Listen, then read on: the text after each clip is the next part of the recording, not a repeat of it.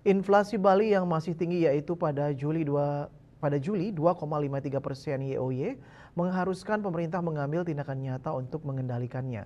Salah satunya menangani faktor utama penyebab inflasi Bali yaitu ketergantungan bahan pangan dari luar Pulau Bali.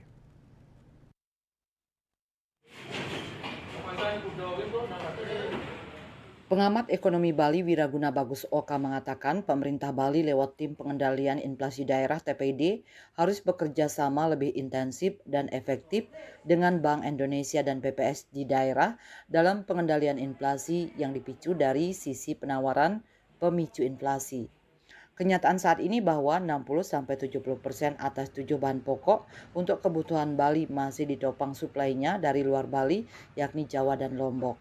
Hal ini sebagai salah satu pendorong utama inflasi Bali atau cost push inflation. Sementara dari sisi demand, pemerintah Bali sudah saatnya segera melakukan terobosan guna menata ulang dan mengatur kewenangan atas pintu masuk Bali guna memastikan Wisman dan Wisdom yang masuk Bali untuk tujuan berwisata semata, bukan untuk beralih profesi sebagai pencari kerja atau melanggar izin masuk Bali.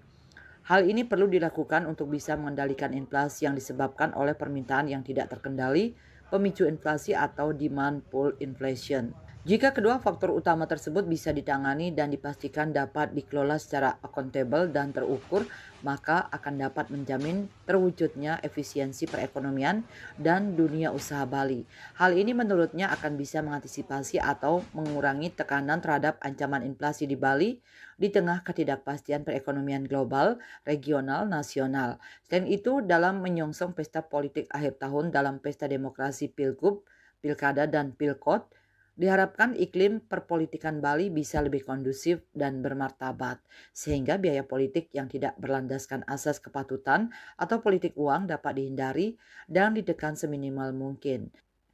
Dengan komitmen kepemimpinan Bali yang ada saat ini dan bisa terjaminnya kepemimpinan Bali dengan dukungan tim pengendali inflasi daerah, diharapkan Bali dapat terhindar dari ancaman PHK, resesi, dan inflasi yang berkelanjutan.